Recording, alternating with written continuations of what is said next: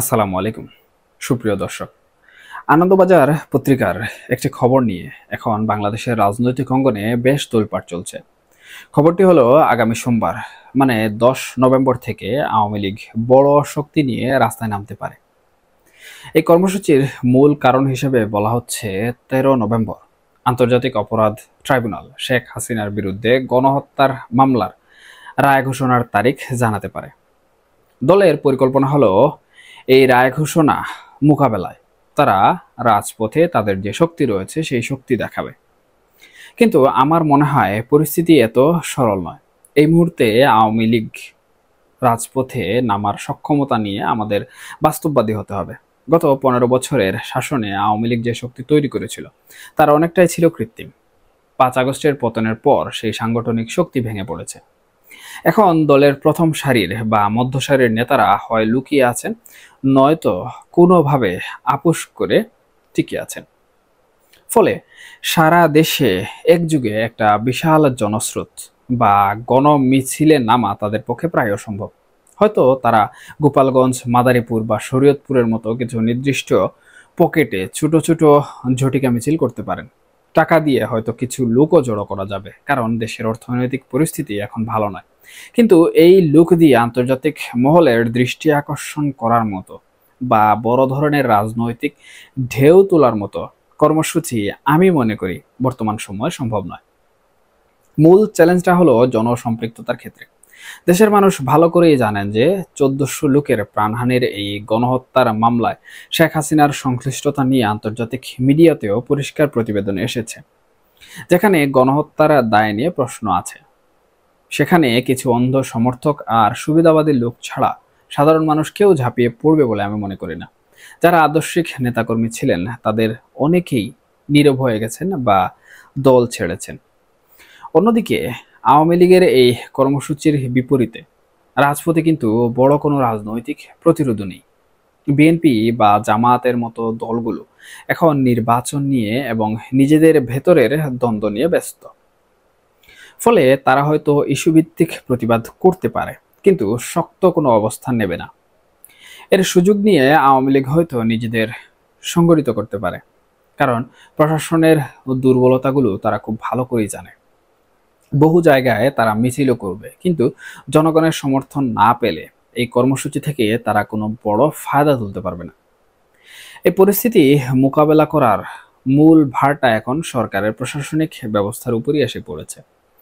তবে অন্তর্বর্তীকালীন সরকার যেভাবে আওয়ামী লীগের বিরুদ্ধে বা আওয়ামী লীগকে দমন পীড়ন বা আওয়ামী লীগকে থামানোর জন্য যে সকল কর্মকাণ্ড করছে বা যে সকল পরিকল্পনা করছে, তাতে আমি মনে করি যে আওয়ামী লীগকে অন্তর্বর্তীকালীন সরকার কোনোভাবেই বড়সড় আন্দোলনে নামতে দিবে না।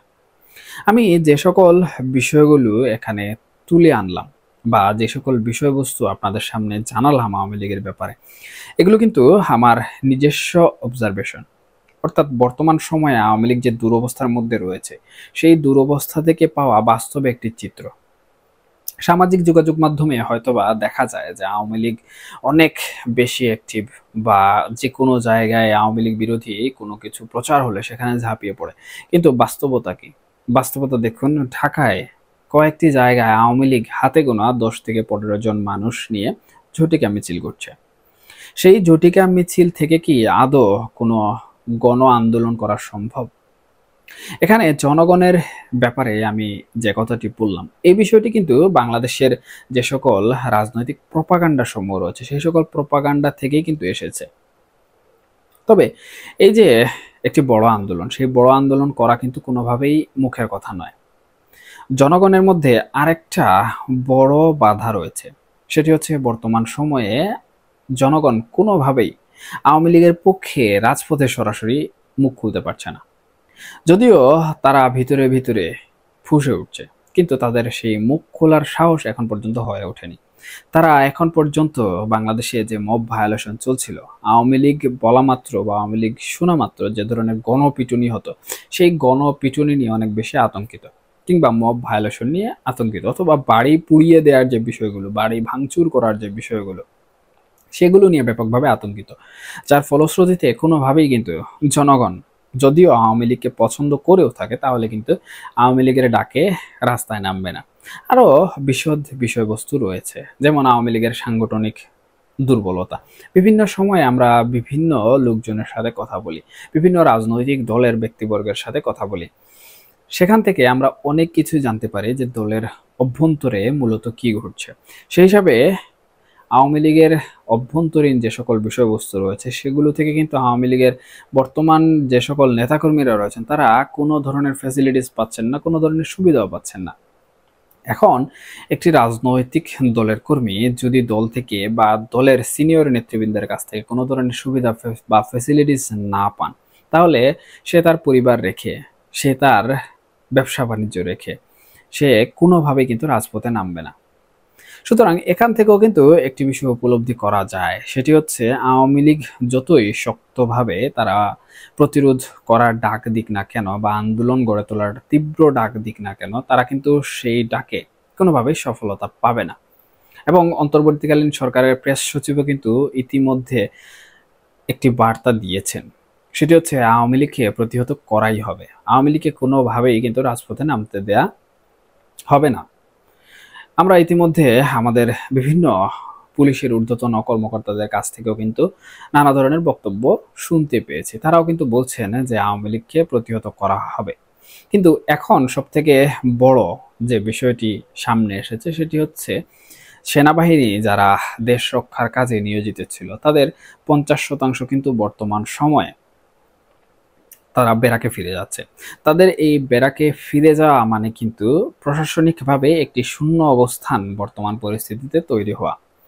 এখন এই শূন্য অবস্থান যদি আওয়ামী লীগ কাজে লাগাতে পারে তাহলে হয়তোবা আওয়ামী লীগ কিছু একটা করতে পারবে।